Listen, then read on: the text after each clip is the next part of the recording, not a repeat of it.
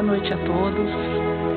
Sejam todos bem-vindos à nossa Casa Paulo de Tarso, recebidos já pela equipe espiritual, que se acerca de cada um de nós, observando as nossas necessidades, os nossos anseios. Então, assim, com essa postura de recolhimento, já em prece, vamos rogar ao nosso Mestre Jesus, mais uma vez, que derrame as suas bênçãos sobre cada um de nós que aqui nos encontramos, encarnados e desencarnados. E te pedimos, Jesus amigo, a tua inspiração para cada um de nós, para que possamos absorver da melhor forma que nos for possível os teus ensinamentos programados para a noite de hoje. Nos entregamos amorosamente aos teus braços, Jesus, na certeza de que tu assiste a todos nós.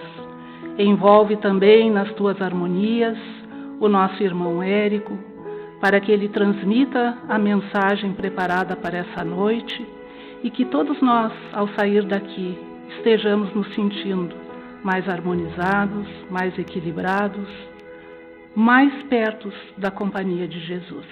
Que assim seja. Boa noite a todos. Vamos para mais uma jornada a respeito do nosso Evangelho segundo o Espiritismo. Hoje abordaremos o capítulo 8, Bem-aventurados puros de coração.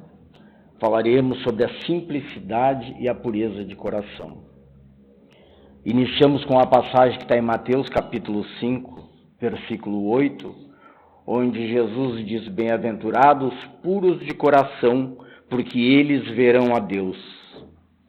A simplicidade, ela é irmã da humildade. Espíritos elevados são simples, descomplicados, não se perdem em vaidades, em títulos, em posses.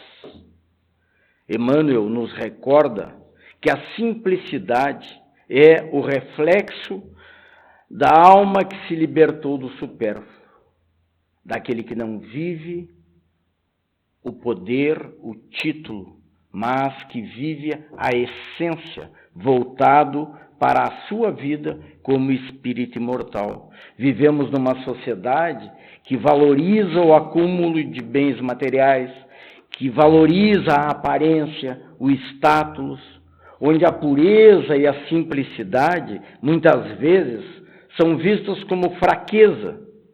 Porém, aos olhos do Cristo, a pureza e a simplicidade são sinais de força espiritual. Joana de Ângeles nos coloca que enquanto o mundo louva os que possuem, o Cristo exalta aqueles que renunciam. Os espíritos superiores nos dizem também que a pureza e a simplicidade são características de espíritos adiantados. Quanto mais evoluímos, mais deixamos de lado as máscaras sociais e retornamos à nossa essência divina. Tornar-se puro e simples é um caminho. Ninguém nasce puro, mas todos nós podemos nos tornar puros pelo esforço constante que nós fizermos na nossa autoeducação espiritual. Simplicidade não é pobreza, simplicidade é libertação do desnecessário. E a pureza não é ingenuidade, mas é sabedoria em estado de luz. A pureza de coração, ela está ligada à intenção pura. Ter a pureza de coração não é ser perfeito, mas agir com sinceridade, com boa vontade, sem interesses egoístas, pensando no todo, não somente em nós. Os puros de coração veem o mundo e o próximo com os olhos de bondade, de fraternidade, sabendo que aqueles são seus irmãos, são filhos do mesmo Pai. E a verdadeira pureza, ela não está nas aparências exteriores, mas no íntimo do coração de cada um daquele que detém a pureza, que age para desenvolver a pureza em si. Os puros de coração são aqueles que não possuem manchas morais, cujos esforços de purificação se desenvolveram encarnações após encarnações. Foram o seu objetivo principal, trabalharam e lutaram por esse objetivo maior, que é evoluírem e buscarem a pureza interior, por se encontrarem. E por que fazem isso? Porque se encontram conscientes das necessidades de aperfeiçoamento espiritual, conscientes da sua responsabilidade, sabem se colocar perante a criação divina como mais uma da sua criação, mais alguém da sua criação, e que precisa responder a isso, agindo no bem, ajudando na paz, ajudando no bem comum. Uma superfície limpa, ela é capaz de refletir a luz.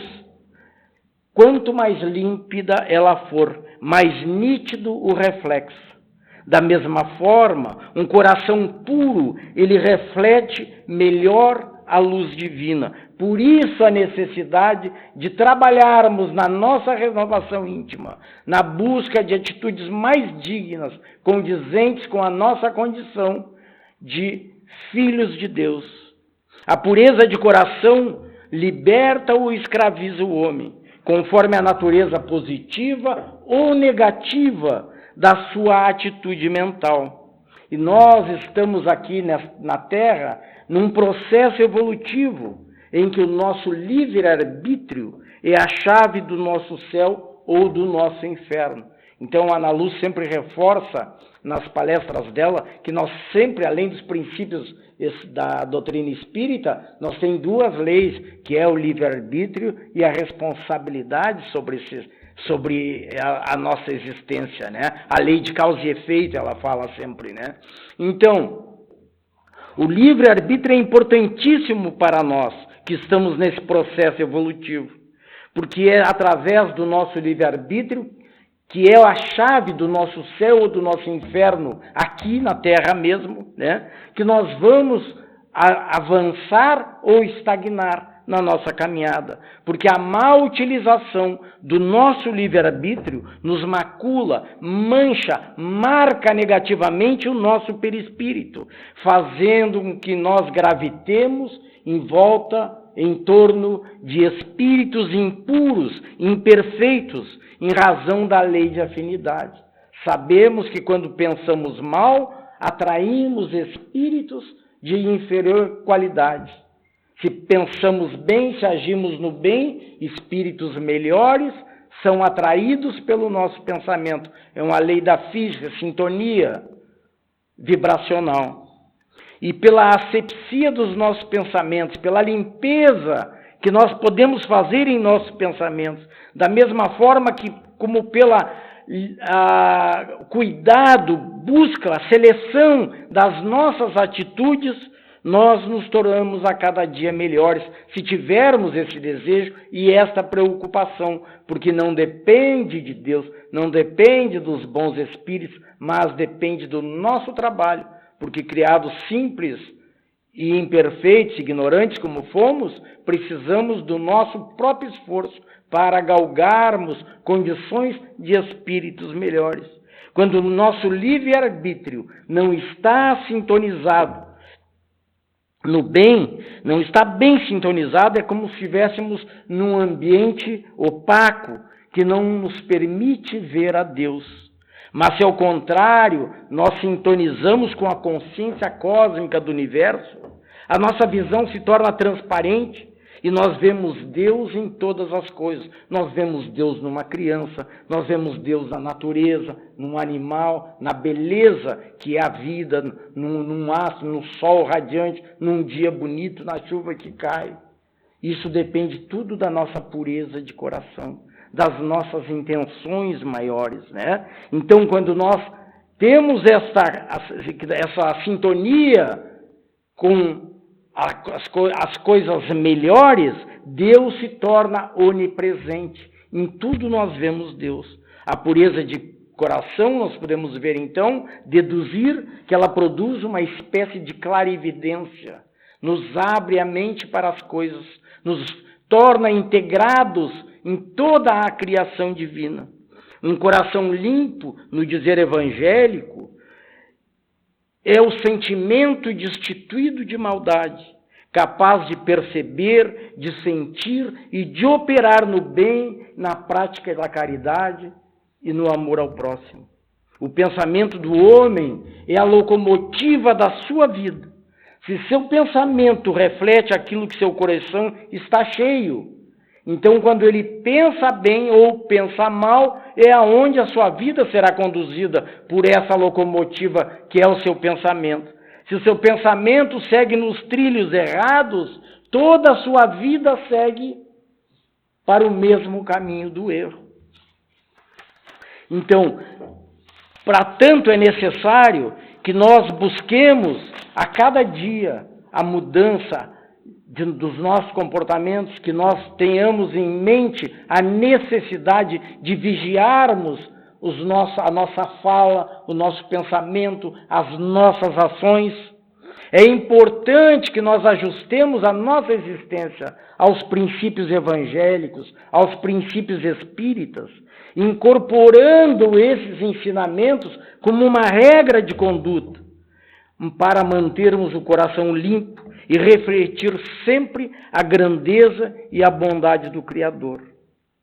O irmão X, no livro Relicário de Luz, nos diz que bem-aventurados puros de coração, porque projetam a claridade dos seus objetivos puros sobre todas as situações, sobre todas as coisas, porque encontrarão a parte melhor da vida em todos os lugares, conseguindo penetrar, então, a grandeza dos propósitos divinos.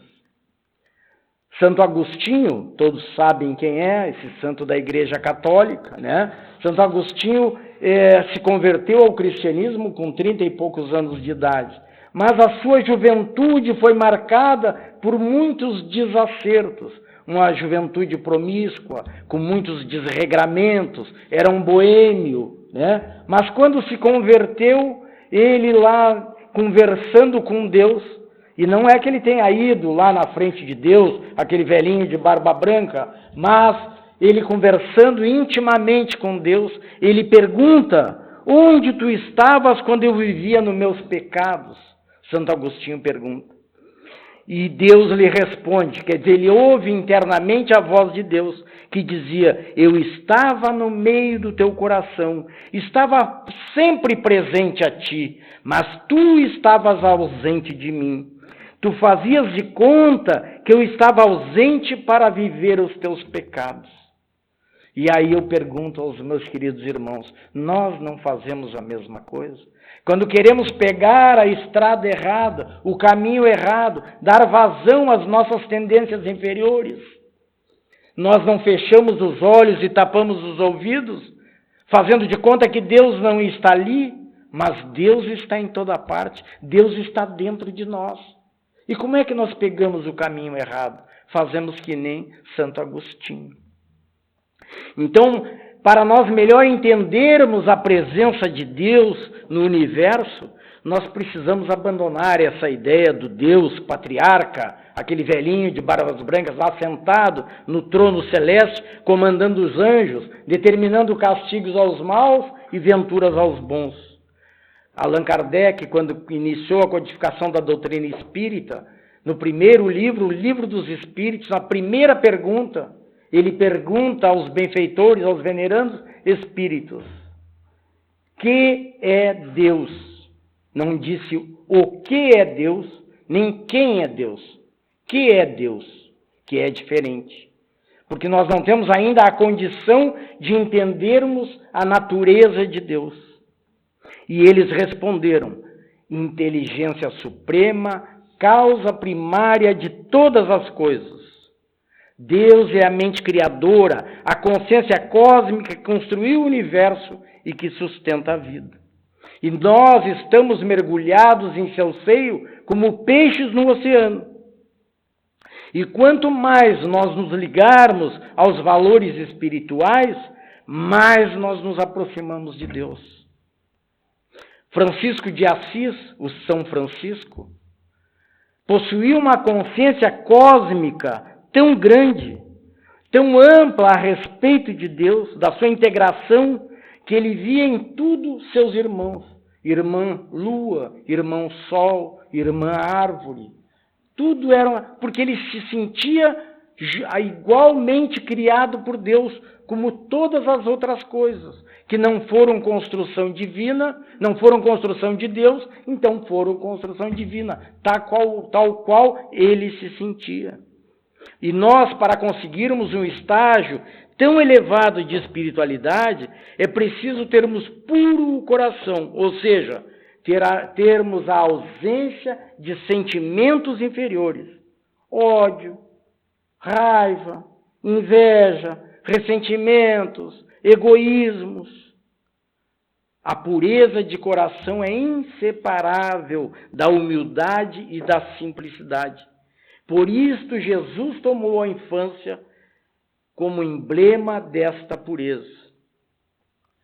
Falamos disso no outro dia, talvez não apareça certo Jesus ter colocado a criança como exemplo de pureza, porque o espírito que habita aquela criança já teve outras vidas, certamente tem erros na sua caminhada, mas levando em consideração somente aquela vida daquela criança naquele momento, era o exemplo de pureza, se nós considerarmos somente essa vida, né? Então as crianças, até a puberdade, os sentimentos inferiores ainda dormitam, ainda não se fazem presentes. E Jesus também não disse que o reino de Deus é para as crianças, mas para aqueles que se assemelham às crianças, que tivessem a pureza de coração que as crianças têm até determinada idade, quando o espírito ainda não reassumiu o comando total, a personalidade total daquele corpo.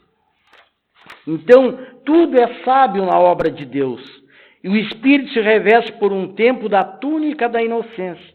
E Jesus está com a razão, então, quando ele toma a criança como exemplo de pureza e simplicidade. Então, quando vai se aproximar a encarnação, o Espírito passa por um período de perturbação, perdendo pouco a pouco a consciência de si mesmo. Suas faculdades se conservam latentes, estão lá no perispírito, gravadas ali, tanto as suas virtudes quanto os seus defeitos. Mas este ponto de perturbação e de esquecimento é necessário para dar ao espírito um novo ponto de partida. E a partir do nascimento, então, pouco a pouco as suas memórias vão retomando gradualmente. E à medida que os órgãos da criança, vai se desenvolvendo, ele vai também aflorando ali as suas características de mais agressividade ou menos, de mais, ser mais cordata, mais calma ou não. Pouco a pouco isso vai acontecendo, até que depois na adolescência em diante, então ele já começa a assumir plenamente, e a gente sabe que a adolescência, como é que é, né? Então ali o espírito está reassumindo toda a sua personalidade. E aí quando chegamos na idade adulta, na juventude, né? O homem, o humano, então a criatura humana já começa a enfrentar as suas dificuldades. Mas a criança, então, representa até aquele momento do espírito reassumir, ele representa a falta de malícia, né? Não tem ambição, não tem orgulho. E Jesus convida todos nós para sermos como as crianças, puros de sentimentos, confiantes no Pai, livres de malícia.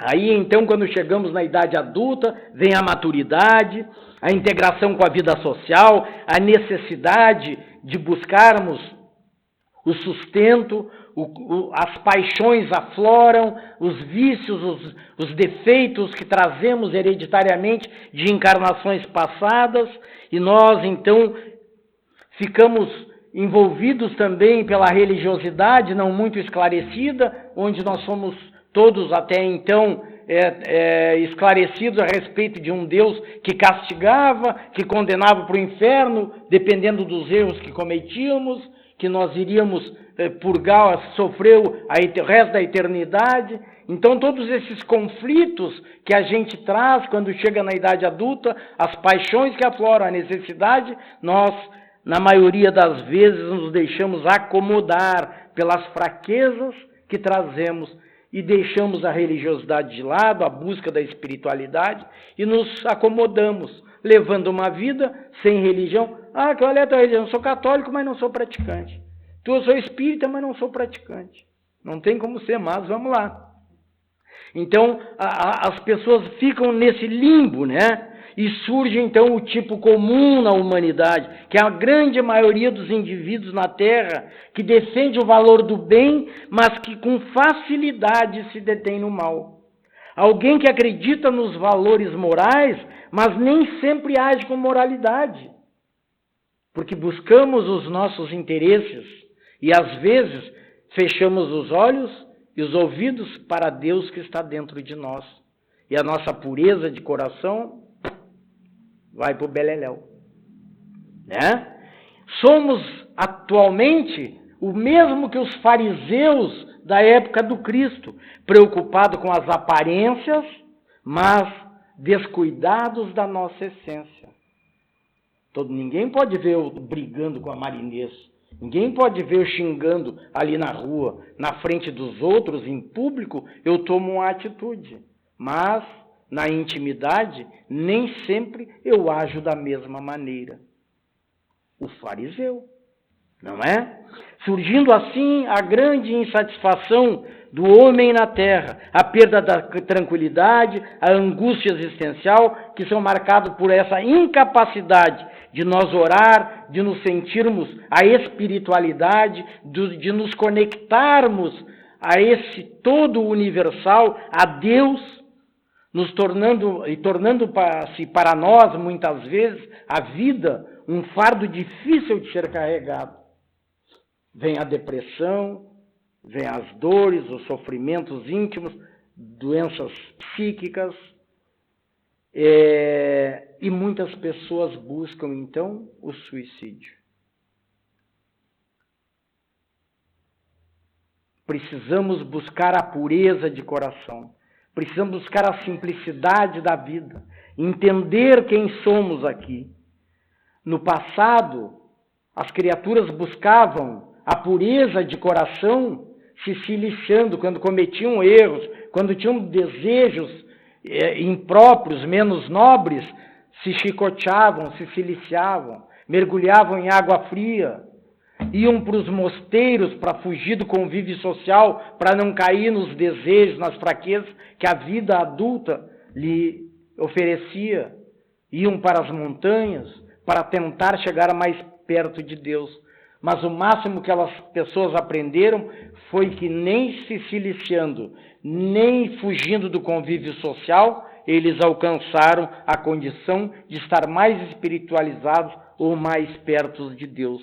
Porque Deus não quer que nós nos mortifiquemos o corpo. Deus quer que nós abrandemos o nosso coração. E isso é o sacrifício mais agradável a Deus. Que nós possamos abrir mãos dos nossos erros, dos nossos defeitos, para transformá-los em virtudes. Que nós renunciemos aos nossos interesses materiais, pessoais, para fazermos algo em benefício do próximo, em benefício da humanidade como um todo. E a doutrina espírita nos mostra que o único caminho que nós temos para abrandarmos o nosso coração é o combate sistemático às nossas tendências inferiores. E neste particular, poderemos nos fazer diariamente algumas perguntas para testarmos como nós estamos levando a nossa existência. Quantas vezes eu tenho me perguntado, né, ou tenho perdoado aqueles que me ofendem? Quantas vezes? Quantas vezes eu tenho disciplinado a minha língua, os meus ouvidos, para não entrar na maledicência? Quantas vezes eu tenho calado diante das ofensas? O que nós temos feito para edificar o bem no mundo? Qual o nosso empenho por eliminar o mal em nós? São perguntas que nós temos que nos fazer a todo momento. Para entrarmos em comunhão com Deus, é necessário muito mais do que o culto religioso, que o trabalho doutrinário, a leitura edificante, mas principalmente a prática do bem e do amor ao próximo. Todas as coisas exteriores, a frequência na casa espírita, o passe, a água fluidificada, ou na outra igreja, onde for, tudo isso é importante, mas deve fazer parte apenas um pouquinho do nosso empenho de comunhão com Deus. Se nós nos limitarmos a essas práticas, nós estaremos esquecendo o fundamental, que é o esforço de renovação íntima, que marca a verdadeira busca pela religiosidade. Então, para procurar a verdadeira ligação com Deus, é necessário procurar Deus em espírito e verdade. Como assim, Érico, procurar Deus em espírito e verdade? Em espírito, trata-se de uma busca interior, não da busca exterior, de vir na casa, receber o passe, assistir à exposição doutrinária, tudo isso é importante. Mas precisamos fazer a outra parte, que é a busca de Deus dentro de nós. Parar um pouquinho, deixar o burburinho das nossas atividades, da nossa busca pelo ganho material, pelos prazeres que o mundo oferece, e entrarmos diariamente num pensamento, buscando o que eu penso dessa vida, como é que eu estou perante a vida, o que eu tenho feito de melhor, o que eu tenho feito de bem, o que eu tenho feito de mal, o que eu preciso mudar em mim, o que eu estou fazendo aqui, o que Deus espera de mim. Normalmente a gente quer saber o que a gente espera de Deus. Mas nós temos que nos perguntar o que Deus espera de nós. Eu sei, eu quero que Deus me dê toda a felicidade do mundo. Saúde, paz, alegria e etc, etc. Isso eu sei, o que eu quero de Deus. Mas o que Deus espera? Deus me colocou aqui, qual é a finalidade? Qual é a minha missão aqui na Terra? Como pai, como filho, como irmão, como cônjuge, como trabalhador da doutrina. Isso é procurar Deus em espírito e fazer a viagem interior. Como é que está o meu tratamento com as pessoas? Como é que eu me relaciono em casa, com os filhos, com a família, aqui na sociedade, na rua, no meu trabalho? É a busca interior. Isso é adorar Deus, é procurar Deus em espírito. E em verdade, é quando nós somos autênticos, somos sinceros naquilo que nós fazemos, somos fiéis àquilo que nós fazemos. Ora, nós ouvimos o Evangelho, nós lemos o Evangelho, a gente conhece as leis divinas, mas a gente só fala, mas a gente exemplifica, nós agimos conforme o Evangelho do Cristo, nós agimos conforme as leis divinas. Isto é procurar Deus em verdade, sermos autênticos. Eu não posso ser espírita ou cristão somente na hora que me convém. Bom, a Carmen é minha amiga, eu gosto muito da Carmen, então vou ser carinhoso com a Carmen, vou ser atencioso, vou dar atenção à Carmen. Mas a Marinesca eu não gosto tanto. Não, Marinesca se vive, não estou nem aí. Não, nós temos que ser alto. Se eu sou cristão, eu tenho que ter o mesmo tratamento. Somos todos irmãos, estamos todos envolvidos na busca do nosso crescimento, e a nossa terra só vai alcançar um novo patamar quando todos nós estivermos numa condição melhor. E então, quando nós cultivarmos o bem, a verdade e a virtude em todas as situações, em todos os lugares, que nós estaremos testemunhando a autenticidade da nossa fé. Se assim nós não fazemos, nós estamos enganando a quem? A nós mesmos. Porque Deus sabe, Deus está em nós. Os mentores amigos, os bons espíritos, sabem se eu estou buscando me melhorar, se eu estou querendo ser uma pessoa melhor, se eu sou uma pessoa melhor ou eu não sou. Todos nós, em algum momento, teremos um encontro com Jesus. Ninguém sabe quando será, se vai ser amanhã, se vai ser daqui a um ano, daqui a séculos, mas nós podemos definir aonde será. Será na nossa consciência. Quando nós superarmos essa crença superficial, as rotinas do culto exterior, e nós nos dispusermos a fazer o uso da água maravilhosa que Jesus ofereceu à mulher samaritana, quando nós nos decidirmos a beber nessa fonte fecunda que é o Evangelho do Cristo, essa água que mata a sede para a vida eterna, que nos alivia das tensões, que nos dá a paz interior, porque essa falta da paz interior é que é, na verdade, a origem da depressão, da angústia, das tensões, dos temores, da ansiedade. Nós precisamos da paz interior. Então, por que não beber nesta fonte que Jesus nos oferece, que é o seu Evangelho? Que aí está. Não basta lermos, escutarmos, mas precisamos praticarmos. Irmos à luta, buscarmos o nosso crescimento. E essa água do Cristo brota cristalina dos seus ensinamentos e está à nossa disposição. E o tempo se esgota, minha gente. E eu deixo, então, o desejo de que as palavras aqui, traduzindo esse estudo do Evangelho e de outros espíritos que nos ajudaram, que possam ter calado em cada um e que cada um leve consigo o pensamento de buscar e entender a si próprio, buscar dentro de si as respostas para as suas perguntas. Que esse texto, que essa nossa exposição aqui possa ter gerado em cada um. Qual a finalidade da nossa existência? O que eu estou fazendo para me tornar melhor? Se eu quero tanto ser feliz, eu quero tanto a paz interior, eu quero tanto encontrar Deus, e Ele está dentro de mim. Olha o que ele disse para Santo Agostinho: eu sempre estive contigo, tu é que fazia de contas para viver os teus pecados, que tu não me vias. Que a paz de Jesus esteja conosco, nos envolvendo, nos acalmando e nos dando forças para seguirmos em frente. Muito obrigado pela atenção. Que assim seja.